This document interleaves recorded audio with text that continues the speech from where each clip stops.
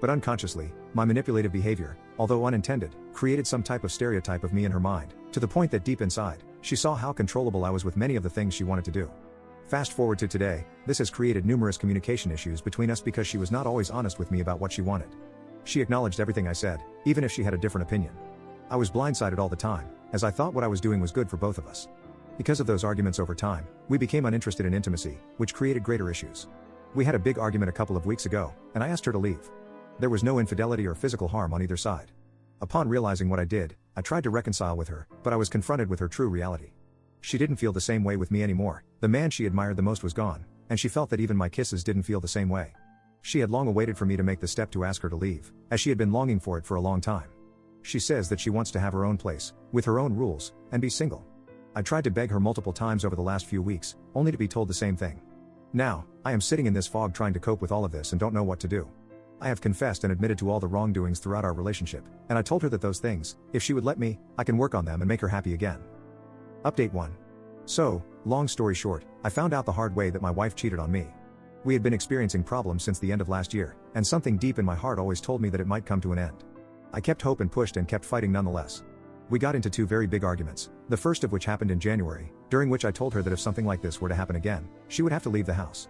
Then, around March, the same thing happened, and I asked her to leave, only to beg her to come back a few days later. She did with my insistence, and I did this because I could not see myself without her. On both occasions, she told me that she just went out with her sisters and fell asleep at their house. I never actually doubted her explanation back then. I just got angry because she did so, something that I saw as disrespectful in itself for her not to come home. After the first incident in January, I actually started working towards repairing our relationship, and we made good progress. We started doing things we weren't doing before, we started to have more intimacy, etc. Overall, we were getting better, and I was happy, and I thought she was too. One unusual thing caught my attention during that period. She put a fingerprint lock on her phone. I had never seen her use a PIN or fingerprint before. When I confronted her about it, she claimed it was for security in case her phone got stolen. I, being familiar with IT, found this explanation hard to believe, but I went along with it and acknowledged it. This action fueled some doubts within myself. Fast forward to last Wednesday, unable to endure the uncertainty any longer, I decided to check her phone, having added my own fingerprint. What I discovered shattered my world. My wife had an affair on both occasions with the same man. First in January, on the exact date she did not come home, and then in March, on the day I asked her to leave. Even more agonizing is that I found out she had a pregnancy test done 15 days after the first encounter back in January. I uncovered so many disgusting things that it makes me feel sick to my stomach. I feel perplexed, confused, angry, betrayed, and every other emotion you could imagine. I have not eaten or slept since Wednesday, just thinking that everything was over. I cannot get over the reasoning for her causing me so much pain. Sometimes, I feel like I want to speak to her and tell her everything, but deep down, I know it won't change anything. I understand that I have to leave and move on with my life, but it seems like an insurmountable task. The pain is overwhelming, and I don't know what to do, to be honest. Despite having a great support group of family and friends, none of it seems to alleviate my feelings. She was my world, and now it's over. I love my son, but this fact doesn't diminish the pain I feel. I am beyond devastated. Update 2. So, I am basically 3 weeks in since I found out about it. Upon discovering and kicking her out, I implemented a no-contact policy with her, only talking about our kid. Unfortunately, I have to wait 3 months before I file for divorce. Over the course of the days and weeks, I have felt bad, with panic attacks everywhere, thinking about the whys and whatnot. From all of this, the only thing I keep thinking of is the well-being of my kid. His mother and I belong to different social classes, in the sense that I am somewhat between middle to upper class, and her family is between lower to middle, so this imposes a different environment for our kid. When he is with me, I provide him with a very different environment than when he is with her. For obvious reasons, I try to impose a more strict and moral environment for him than she does.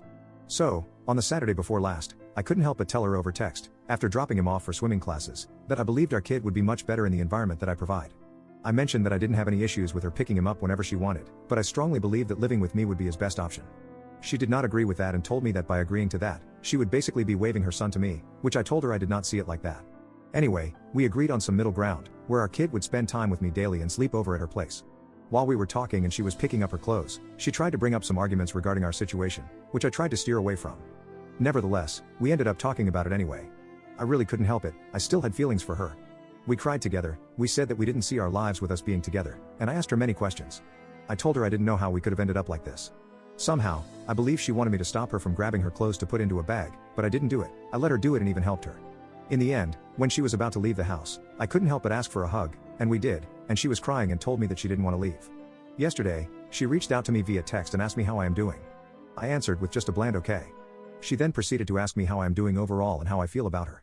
I have kept my cool all this time, but these two questions really got to me. I couldn't hold it anymore and told her everything about how miserable my life has been for the last 3 weeks, the appetite, the sleepless nights, everything. That I didn't hate her or can't develop any resentment towards her because, all in all, she is the mother of my son. She then proceeded to open up, among many things. She told me that she will always be there for me, that she expects me to forgive her and she feels horrible for it, that she misses me and loves me. That she knows she betrayed me, and that it's going to be difficult, but not impossible to forgive her, because she will give me what she didn't give before. Trust, honesty, and respect. She told me that she is willing to give up on me if it is for my well-being, even if that would mean that she will be hurt for life. I ended the conversation there as I was busy at work and suggested we continue later. So now I am basically full of questions and doubts. I know and understand what I should do, but I can't stop worrying about my little kid's future. I had a session with my therapist today, who is religious, and I shared this with her, and she is all in for reconciliation. I told her that I really doubt I will be able to forgive, but she insisted that it is and will be possible. She told me something really that got to my heart, along the lines of, it is your decision, but you need to understand that the path you choose now is the right path for you and your family, and that you will not regret in the future if you could have tried it.